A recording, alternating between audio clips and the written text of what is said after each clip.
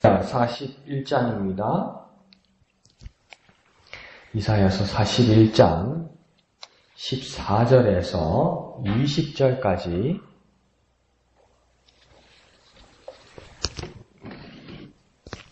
14절에서 20절까지 다 같이 한음속으로 읽겠습니다. 시작. 버러지 같은 너 야곱아, 너 이스라엘 사람들아, 두려워하지 말라. 나 여호와가 말하노니 내가 너를 도울 것이라. 내 구속자는 이스라엘의 거룩한 이이니라. 보라, 내가 너를 이가 날카로운 새 타작기로 삼으리니 내가 산들을 쳐서 부스러기를 만들 것이며 작은 산들을 겨같이 만들 것이라.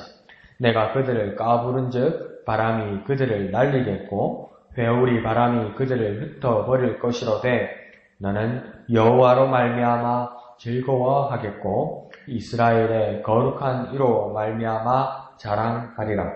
가련하고 가난한 자가 물을 구하되 물이 없어서 갈증으로 그들의 혀가 마를 때에 나 여호와가 그들에게 응답하겠고 나 이스라엘의 하나님이 그들을 버리지 아니할 것이라.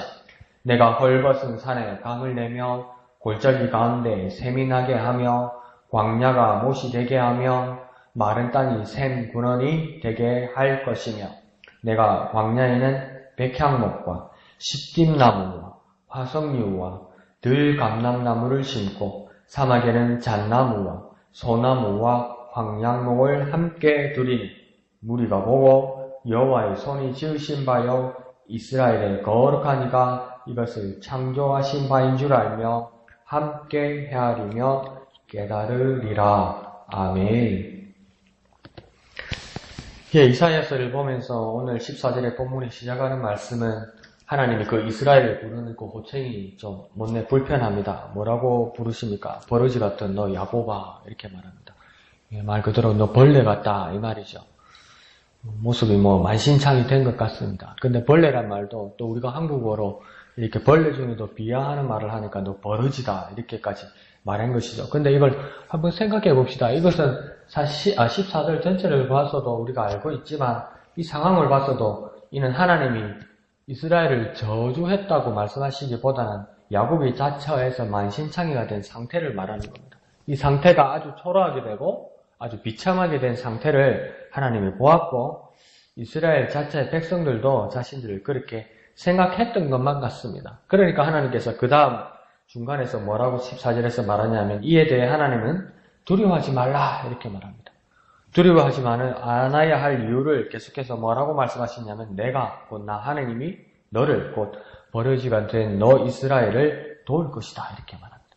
너희 자신이 버러지같이 되어서 아주 비참하게 되었다고 생각할 때조차도 나는 그렇게 생각하지 않지만 너희가 그렇게 버러지같이 비참하게 되었다 할지라도 너희들은 두려워할 것이 없다. 하나님 그렇게 말합니다. 그렇게 두려워하지 않아야 할 이유는 나 하나님이 버러지와 같이 비참한 상태가 된 너희들을 내가 도울 것이다. 나 하나님이 도울 것이다. 그렇기 때문에 두려워하지 말라 이렇게 말씀하고 있습니다. 그러면서 애시당초 그 하나님이 하시는 일이 뭐라고 14절 그 하반절 뒤로 가면 뭐라냐면 내 구속자가 된다 이러죠. 너희의 구속자가 된다.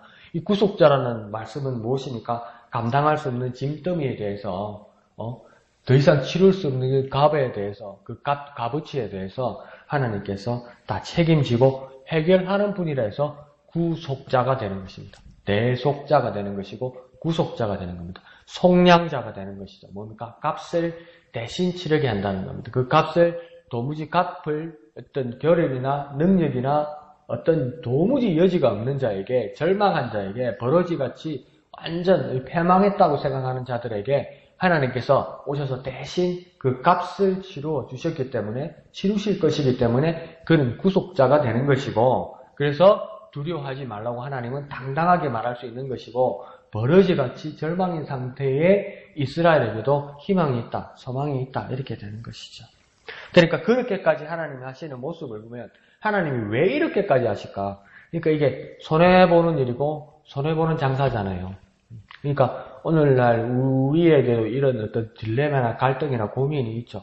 내가 열심히 일해서 내가 열심히 벌어서 내가 내 행복을 추구하는데 왜 정책이나 나라나 정부에서 왜 나에게 세금을 떼가서 나를 이렇게 힘들게 하느냐. 그렇게 말을 하잖아요. 근데 다 같이 사는 사회에서 근데 이 세금을 내어서 일하지 아니하고 돈을 제대로 벌지도 아니하고 능력이 없는 사람이 내 돈을 받아가는 것 같아서 내가 불편하고 그걸 반대하고 싶은 마음이 들기도 하잖아요. 사실은요. 그죠? 내가 열심히 벌어서 내가 사는 건데 일하지 않는 사람이 왜 내 돈을 세금이라는 것을 뺏어가서 그 사람을 밥 세 때를 먹고 땔감을 쓰게 하고 보일러를 돌리게 하고 왜 그렇게 하느냐. 근데 하나님은 어떤 분이냐면 하나님 입장에서는 버러지 같은 이스라엘 백성을 향해서 하나님이 그렇게 하실 이유가 없죠. 버러지 같은 그들에게 구속자가 될 필요도 없고 그들을 대신해서 값어치를 치러줄 필요가 없죠. 근데 하나님이 그렇게 하셨다는 거예요. 그러면서 뭐라고까지 말하냐면 참 너희 연치도 없다. 이런 말을 하는 것도 아니고 억지로 하나님이 내는 것도 아니고 뭐라고 합니까? 두려워하지 마라 이럽니다. 이 말은 뭡니까? 다시 말하면 도무지 내가 어떤 능력이 없어서 아무것도 할 수 없을 때 어떤 능력자가 어떤 여유가 있는 사람이 나타나와서 너 참 염치도 없다 이러면서 갚아주는 정도가 아니라 뭐라고 하면 두려워하지 마라. 내가 다 해결할게. 이렇게 나타났다는 겁니다. 그러니까 하나님이 이스라엘 백성에게 너 참 염치도 없다 이러면서 그냥 마지못해 돈을 내어주시거나 어떤 대신 구속을 치러주신 것이 아니라 속량해 주신 것이 아니라 두려워하지 말라. 내가 다 알아서 할게. 내가 다 처분해 줄게. 내가 다 책임져 줄게. 이렇게 했다는 겁니다. 그러면 하나님 왜 이렇게까지 하냐는 겁니다. 왜 이렇게까지? 이렇게까지 할 필요가 뭐 있냐는 겁니다. 14절 맨 끝에 뭐라고 이야기합니까? 내 구속자는 이스라엘의 거룩한 자이니라 이렇게 말합니다. 그러니까 하나님의 성품을 여기서 알 수 있습니다. 이스라엘의 거룩한 이가 되시기 때문에 그가 거룩하시기에 벌레 같은 이스라엘의 구속자로 하나님께서 자처해 나서시는 것입니다. 그러니까 하나님께서 자처해서 나섰다는 겁니다. 그걸 세상 사람들은 뭐라고 합니까? 오지랖이 넓다고 이야기하죠. 근데 우리는 그걸 뭐랍니까? 하나님이 거룩하시기 때문에 그렇다고 이야기하는 거죠. 복음의 눈으로 바라볼 때 하나님 어떤 분이시기 때문에 그렇다고 합니까? 사랑의 하나님이기 때문에 그러하다는 것입니다. 만신창이가 되어서 회생도 회복도 불가능한 나에게 찾아오셔서 두려워하지 말라라고 위로해 주실 분은 오직 하나님 한 분뿐이라는 것입니다. 세상은 책임지라고 이야기하죠. 근데 하나님은 뭡니까? 두려워 말라. 내가 책임지겠다고 말씀하시는 것이죠. 그런 분은 하나님, 우리 삶에서 하나님 한 분뿐이라는 겁니다. 그리고 그 말에 책임을 지고 나를 건져줄 리, 그 구속할 리도 하나님 한 분뿐이라고 말씀하고 있는 겁니다. 왜 하나님께서 이렇게까지 하느냐? 하나님 그분은 애시당초 거룩하신 분이기 때문이라는 겁니다. 그러니까 우리가 주님의 거룩함을 본받기를 원합니다면 이런 주님의 모습이, 이런 하나님의 모습이 우리 머리와 우리의 마음에 그려져야 합니다. 그래야 하나님의 거룩을 본받을 수 있는 거예요. 하나님은 거룩하십니다. 그 하나님의 거룩을 본받기를 원합니다. 그런데 어떤 하나님의 거룩을 본받기를 원하냐면 꿀먹은 벙어리가 되면 안 된다는 겁니다. 애시당초 손해볼 것 같고 염치도 없는 것 같은 저 인생들에게 당신의 모든 것을 내어주셔서 대신 값을 치러워 주셨기 때문에 그분이 거룩하시다. 나도 그분의 거룩한 성품을 본받기를 원합니다. 이런 어떤 우리의 소망과 기도가 있어야만 할 것입니다. 자, 그러면서 15절을 보면 하나님이 그 이스라엘 백성들을 구속하는 정도가 아니라 새로운 모습으로 변화시키고 그 사명을 맡기십니다. 뭐라고 말씀하셨냐면 이 벌레 같은 이 이스라엘을 무엇으로 삼겠다고 15절에서는 말씀하냐면 새 다잡기로 삼겠다 이렇게 말합니다. 그러니까 이것은 변화 정도가 아니라 새로운 모습으로 만들고 창조하고 누가 다른 사람들이 보면 무리가 갈 만큼 감수하고 대속하고 값을 치루어서 새로운 역할, 새 타작기로, 새 일꾼으로 하나님께서 만드시겠다는 겁니다. 그러니까 우리가 보통 바깥에서 하는 말로 야 내가 죽을 뻔했는데 내가 부도나서 도산날 뻔했는데 야 내가 이걸 위기를 모면했다. 10년 감수했다. 야 위기를 잘 넘겼다. 이 정도가 아니라 그러했던 자들에게 회생, 회복 이상을 뭐로 준다는 겁니까? 새로운 사명을 준다는 겁니다. 새로운 모습으로 변화시킨다는 겁니다. 그러니까 세상에서 바라볼 때는 뭐라겠습니까? 이런 무리 가는 일을 어떻게 할 수 있냐는 겁니다. 어떻게 저렇게 무모한 일을 저 사람에게 맡기느냐 이렇게 이야기할까요? 근데 하나님은 뭐라고 합니까? 내가 너희를 새 타작기로 만들어서 새 일꾼으로 삼겠다 이렇게 말하는 겁니다. 하나님의 놀라운 새 창조의 역사가 일어나는 것이죠. 그래서 이 새 타작기가 어떤 일들을 하냐면 15절에 보면 부스러기를 만들고 또 겨같이 만들고 16절에는 까부르고 바람에 날리고 흩어버리기까지 한다는 거니까 막 엄청난 일을 상대하면서 막 하나님의 그 어떤 그 형벌과 심판과 막 눈에 보이는 그 사역들을 하게 만든다는 것이죠. 그 일들을 이전에 버러지와 같았던 도무지 능력이 없었던 이스라엘 백성을 사용하여서 일을 한다는 겁니다. 그러니까 이런 일들이 어떻게 가능한 겁니까? 자신에게서 나올 수 없었다는 것을 어떤 제3자도 자신도 인정할 수 있는 거예요. 이거는 내가 원래 애시당초 이런 능력이 있어서 되는 것이 아니라 더 쉽게 말하면 뭐겠습니까? 하나님의 은혜로 되는 것이죠. 하나님의 그 능력은 하나님의 그 은혜였다는 겁니다. 하나님의 그 능력이 하나님 자신으로부터 내가 이런 능력자다면서 인생들에게 어떤 모습을 보여주면서 경배받기만을 원하는 것이 아니라 정말 아무런 소망이 없는 자에게 하나님께서 그 능력을 부어주신다는 것은 무엇입니까? 그 능력을 받는 사람의 입장에서는 엄청난 하나님의 은혜라는 겁니다. 한없는 하나님의 은혜라는 겁니다. 그 하나님의 은혜로 하나님의 능력을 입었다 이것입니다. 그러니까 우리에게 하나님의 능력이 있다면 그것은 하나님의 은혜로 하나님의 능력을 입은 겁니다. 우리가 어떤 공력을 가지고 우리가 어떤 노력을 가지고 우리가 어떤 애쓴 것 가지고 하나님의 능력이 임한 것이 아니라 하나님께서 부어주시는 은혜로 하나님의 능력이 내게 임했다. 그것을 알 수 있는 것이죠.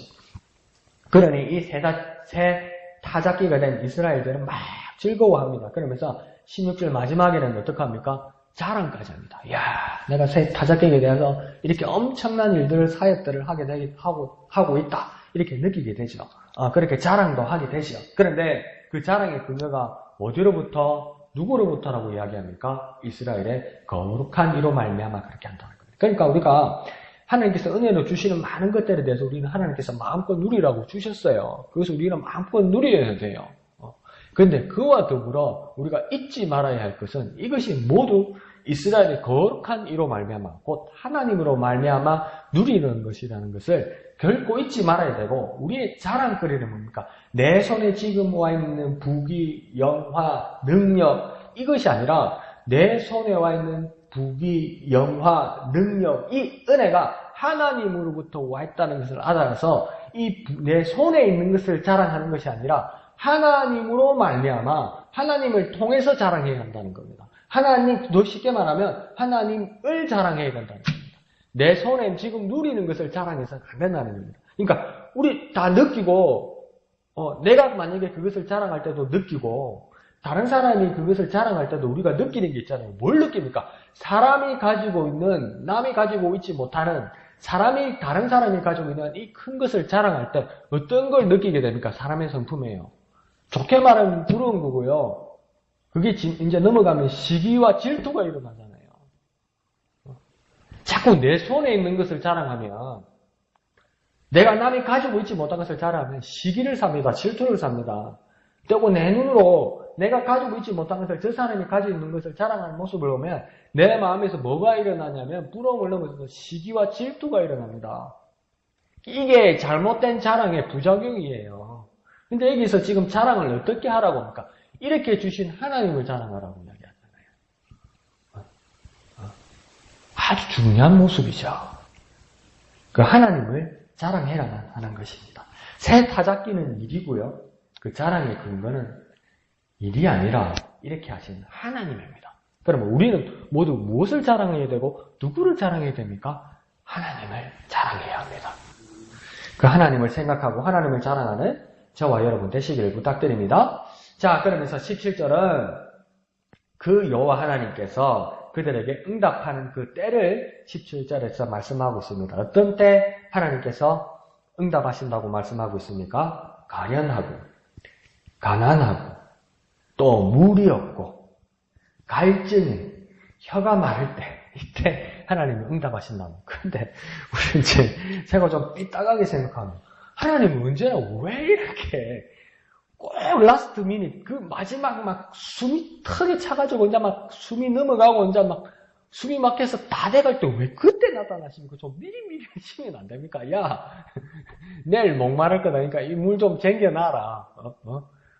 올 봄에는, 올 여름에는 가뭄이 심할 거다. 그러니까 지금 겨울에 여기에 물 나는 자리니까 우물을 파놔라. 하나님, 그러면 얼마나 좋습니까? 근데 하나님은 왜 꼭 마지막 날에, 마지막 순간에 그렇게 나타납니까? 하나님은 혹시 변태 아닙니까?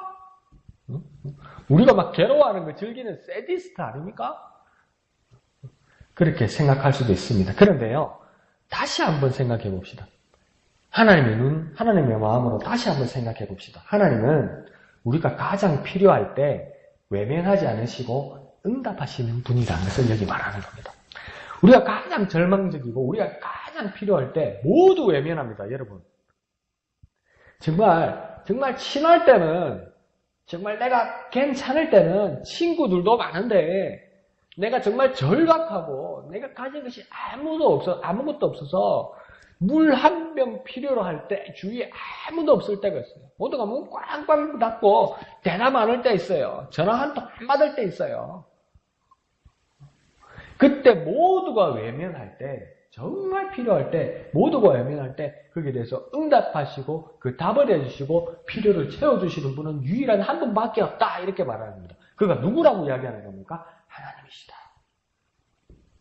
그래서 17절 마지막은 뭐라고 얘기합니까? 그들을 버리지 아니할 것이다, 이렇게 이야기합니다. 옛날 우리 어른들 말에도 그런 말이 있죠. 정승집 개가 죽으면 사람들이 조문하느라고 집에 문정승시가 일어난다잖아요. 정승집에서 키우던 개가 죽어도 온 동네 사람들, 온 친구들, 온 밑에 관료들이 막 조문한다잖아요. 정승 보라고. 정승님 저 왔어요. 어르신 대감님 저 왔어요. 대감님 댁에 개가 죽었다면서 아이고 이 일을 어때요 하면서 같이 곡도 한다잖아요. 근데 정작 정승이 죽으면, 그 대감이 죽으면 어떡합니까? 아무도 안 한다잖아요. 일부러 잊어버리려고 든다잖아요, 사람들이. 말할 것이 없으니까, 얻어갈 것이 없으니까. 그런데 하나님은 어떤 분이라고 이야기합니까? 버리지 않으시고 떠나지 않으시고 함께 하시는 하나님입니다. 하나님 누구에게 얻어먹으려고, 누구에게 받으려고 하나님께서 그들에게 함께 하시고 응답하시는 하나님이 아니라, 하나님 우리를 사랑하셔서 우리를 잊지 않으시고 우리와 함께 하시고 우리의 필요를 채우시는 분이다. 언제? 우리가 가장 필요할 때, 모든 사람들이 외면할 때 유일하게 외면하지 않으시는 하나님이다. 그렇게 말씀하시는 것입니다. 그러니까 영원하신 하나님이 버리지 않으신다는 뜻은 무엇이겠습니까? 영원히 함께 하신다는 뜻입니다. 그때 한번 하나님이 날 도우셨지, 그때 저 친구가 날 한번 도와줬지, 이게 아니라, 그때는 친구는 일시적이고 친구는 순간이 될 수 있고 친구는 일정한 기간이 될 수도 있는 거예요. 이번에 이명박 대통령이 자기의 죄의 혐의에 대해서 이런저런 이야기를 하다가 뉴스에서 그런 이야기를 하더라고요. 60년지기 친구가 마지막 순간에 돌아섰다, 이렇게 이야기하더라고요. 60년 동안 친하게 지내던 친구가 마지막에 이 모든 죄의 이유는 MB다, 이렇게 이야기를 했던가 봐요. 그래서 야, 친구가 어떻게 저렇게 배신할 수 있나, 이렇게 생각하다가도 내가 뉴스를 보면서 어머니하고 웃으면서 그렇게 얘기했어요. 야, 그래서 MB는 나보다 좀 인생을 더 잘 살았다. 어머니가 딱 치는 게. 야, MB는 60년 된 친구도 있네. 저 가만히 보니까 그래 오래된 친구가 없어요. 그러니까 너보다 인생을 그 할아버지가 더 잘 사는 것 같아. 그래도 그러니까 나중에는 돌아서더라는 겁니다. 왜요? 인생은 한계가 있고 인생은 능력이 지나는 데가 있으니까요. 그런데 하나님은 어떤 분입니까? 영원하신 하나님 아닙니까? 영원하신 하나님이 이 하나님의 백성들과 함께 하신다면 그 영원하신 하나님이시기 때문에 영원히 우리와 함께 하는 겁니다. 어느 정도냐고 정말 물어본다면, 어느 때까지냐고 정말 물어보고 싶다면 그 하나님은 영원하시기 때문에 영원히 함께 하신다는 겁니다. 그것을 말씀하시는 것이죠. 자, 그러면서 18절, 19절은 하나님이 벌레같이 비창하신 당신의 백성들에게 행하시는 사랑과 기적과 영광스러운 모습들을 상징적으로 표현하고 있습니다. 그래서 18절에는 헐벗고 메마른 산과 골짜기와 광야와 마른 땅에 무엇이 일어나게 하겠다고 이야기하냐면 샘이 솟고 물이 흐르게 하시겠다. 하나님 그렇게 말씀하십니다. 그리고 19절에는 광야와 사막과 같은 그 황무지에 각양 나무가 자라서 생명을 소생시키겠다고 하나님 말씀하고 있습니다. 그러니까 그러면 이런 하나님의 은혜의 하나님의 말씀에 대해서 우리의 삶으로 적용해 볼 때 내게 메마른 돌짜기같이 황무지같이 말라 죽어가는 내 삶의 자리는 무엇인지를 한번 찾아보아야만 할 것입니다. 그때 하나님이 나의 그곳으로 오셔서 기적으로 부여하시는 생명으로 소생한 우리의 삶을 한번 소망해 보아야 하는 것입니다. 하나님께서 이스라엘 백성들에게 이렇게 처참하고 비참한 상황에서 모두가 애매한 상황에서도 하나님께서 응답하셔서 생명과 물을 주셨다고 하신다면 나의 삶의 자리에서 도저히 절망적이고 소망이 없는 자리에 하나님 오셔서 분명히 응답하시고 소생하게 하시고 생명을 주시는 일을 우리에게 하신다는 약속을 위해서 오늘 이 말씀을 주셨다는 겁니다. 역사일 뿐만 아니라 성경은 사실이란 역사일 뿐만 아니라 그 역사에 갇히는 것이 아니라 성경은 하나님의 말씀은 그 역사의 자리에 테두리를 뚫고 넘어오셔서 우리에게 응답으로 현재로 역사하신다는 것 때문에 성경은 생명의 말씀이 되는 거거든요. 그래서 이 말씀을 붙들어서 우리의 삶으로 적용해서 생명으로 살아나는 하나님의 말씀을 경험하는 저와 여러분 되시기를 부탁드립니다. 그와 연장해서 20절에서 이렇게 말하는 겁니다. 이 무리가 곧 벌레처럼 메마른 산처럼 황무지처럼 피폐했던 하나님의 백성들이 이 말씀 전체를 보면 새 타작기가 되고 응답의 물을 만나고 또 생명의 나무를 만난 이 모든 무리들이 어떻게 되게 하겠다고 말씀하시냐면 보고 알며 헤아리고 깨닫게 하겠다 이렇게 말씀하십니다. 그러니까 이게 관념이나 이게 그냥 생각이나 이게 개념이나 이게 정의나 글로 쓰여져서 감상을 위한 말씀이 아니라는 겁니다. 뭐라고 이야기했냐면 보는 것이다. 눈으로. 아는 것이다. 깨닫는 것이다. 그리고 헤아리고 깨닫게 하시는 것이다. 이렇게 말씀하셨어요.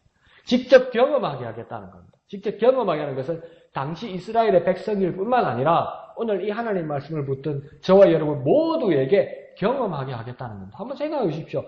이사야서를 연대를 여러 가지로 이야기하지만 어떤 사람은 기원전 4세기, 6세기, 8세기 이렇게 말을 해요. 그러면 4세기, 기원전 4세기, 6세기, 8세기면 지금으로부터 한 2600, 2500, 2800년 이렇게 되는 거잖아요. 그러면 기원전 한 8세기면 기원전 8세기에 살았던 이스라엘 사람들, 이사야서 시대의 이 사람들은 뭐라겠습니까? 하나님이 그때는 역사하셨지. 그 옛날에 모세와는 하나님, 다윗과는 역사하셨지. 지금 우리 이렇게 비참하게 사는 것은 하나님의 전설의 하나님일 거야 생각하는 사람들 많았을 거예요. 그렇게 믿는 사람에게는 하나님 역사하지 않았겠죠. 근데 그 1000몇백 년이 흘러있는 이사야 시대에 사는 이스라엘 백성들에게 그것을 사실로 현실을 믿었던 사람들은 1000년 전에 그 하나님이 다시 그 시대의 하나님께서 사실로 역사하셨다고요. 그와 마찬가지로 오늘 21세기에 이 하나님의 이사야서의 말씀을 보는 사람이 그래 800년 전에 2800년 전에는 하나님 그렇게 역사하셨지. 그때 전설 속에 하나님 그렇게 살아계셔서 그렇게만 생각하는 사람에게는 오늘 21세기에 하나님 역사하지 않을 거예요. 그런데 하나님께서 오늘 나에게도 이 말씀을 주셔서 21세기에 하나님 역사하실 거라고 믿고 바라보는 사람에게는 하나님 응답하셔서 생명을 주시고 소생하게 하실 것이라는 겁니다. 그래서 뭐라고 이야기합니까? 보고 알며 헤아리며 깨닫게 하겠다는 겁니다. 무엇을요? 여호와의 손에 지으신 바를 하나님이 창조하신 바를 하나님의 그 손길을 보고 알고 헤아리고 깨닫게 하겠다는 겁니다. 그러니까 우리를 변화시킨 하나님의 손길을 우리의 삶의 자리에서 지금 이 자리에서 지금 이 시간에 하나님께서 느끼고 경험하게 하겠다는 것입니다. 그러면 우리에게 무엇이 필요한 것입니까? 믿음이 필요합니다. 믿음이 하나님의 응답을 끌어들이게 될 것입니다. 그 믿음으로 하나님의 은혜를 경험하고 마음껏 누리는 저와 여러분 되시기를 거룩하신 예수님의 이름으로 축원드립니다. 기도하겠습니다. 거룩하신 아버지 하나님 은혜를 감사합니다. 우리의 삶의 자리들이 아무리 신세 한탄하고 싶고 절망적이고 무너질 것만 같아도 하나님 우리의 믿음을 저버리지 않고 하나님의 은혜를 바라보고 소망하는 우리가 되게 하여 주옵소서. 하나님의 손길을 보고 알고 헤아리고 깨달아 그것을 경험하는 우리가 되게 하여 주옵소서. 영원하신 하나님, 그 놀라우신 하나님 앞에 영광 돌리는 우리가 되게 역사하여 주시옵소서. 모든 것을 감사드리며 거룩하신 예수님의 이름으로 간절히 기도하옵나이다.